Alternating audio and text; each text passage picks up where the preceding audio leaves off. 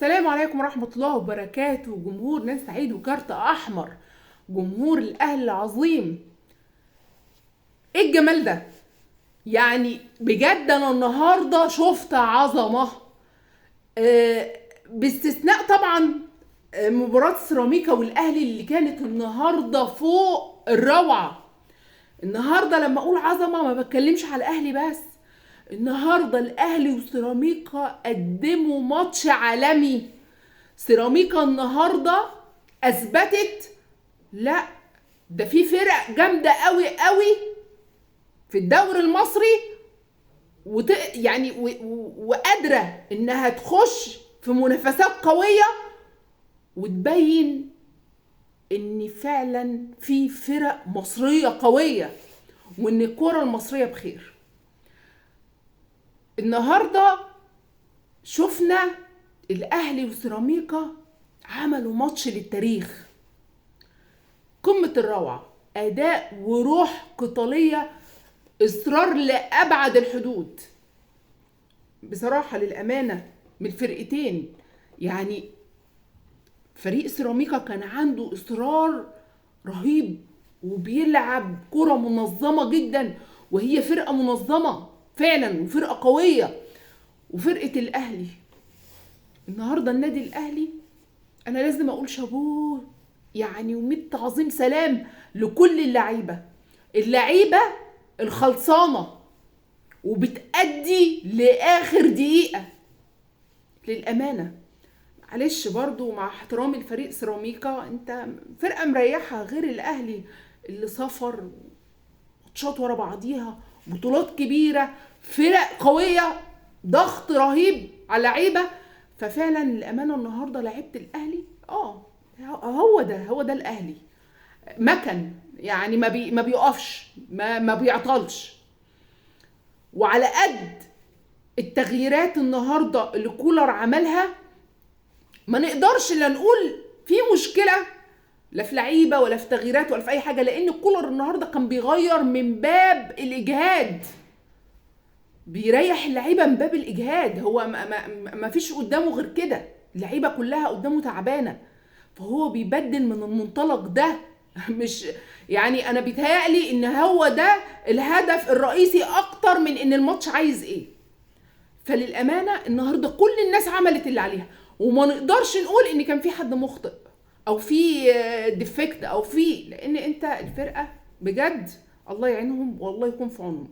النهاردة اداء الاهلي وسيراميكا كان فوق الرائع، ويعني بجد انا النهاردة اتفاجئت في فريق سيراميكا، حاجة يعني مشرفة.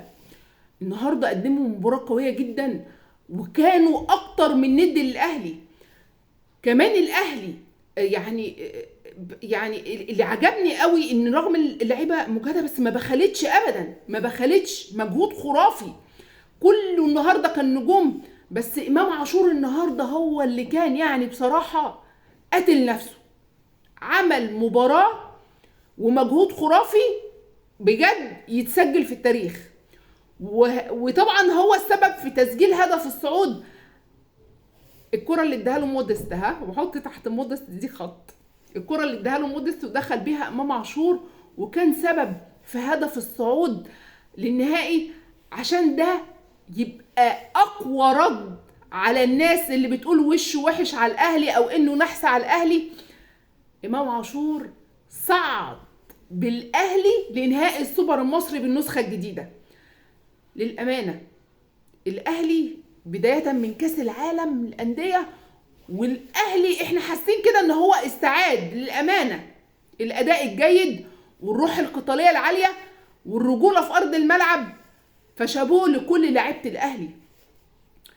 ليه تعليق على الكابتن أيمن الرمادي؟ انت النهاردة أثبتت انك مدرب من العيار التقيل للأمانة، وعملت مباراة قوية جدا قدام الأهلي. اثبتت ان انت يمكن من اقوى المدربين اللي موجودين في الدوري المصري للامانه. ولكن انا اعتب على حضرتك لما تطلع بعد المباراه وتقول ان كان في ظلم تحكيمي، وان يا فندم انت لعيبتك دغدغت لعيبه الاهلي. انتوا يعني للاسف اللعيبه بتاعتك فقدت اعصابها وكانت بتضرب بطريقه رهيبه ويعني تخلت عن اللعب النظيف للامانه. لا ده الحكم مفوت لينا كمان حاجات كتير. انا بيتهيألي ان الحكم تحكيم ما كانش سيء نهائيا، كان معقول. فيعني حضرتك احنا شايفين ان انت مدرب كبير، فما كانش مفروض ان انت تطلع وتقول الكلام ده ملوش داعي. بس انا يعني مقدره، اصل انت لما يخش فيك جون في اخر 3 دقايق دي حاجه قاتله، وانت بصراحه مقدم ماتش كبير، يعني حسره كبيره. ولكن التحكيم النهارده ما كانش بالسيء، كان كويس. وزي ما قلت لك انت قدمت مباراه كبيره بيتهيألي انها مش هتتنسي، يعني ان انتوا ومن حقكم ان انتوا يكون لكم طبعا طموح ان انتوا تاخدوا او ان انتوا حتى تاخدوا مركز سوبر، ده حقكم طبعا لان انتوا فعلا تستاهلوا. ولكن الكلام ده ما يطلعش من حضرتك. المعلق بقى حسام عبده، بعد اذنك يعني اخلف مودست، شيله من دماغك. مودست لحد النهارده انا ما اقدرش اقيمه، هو سيء الحظ لابعد حدود.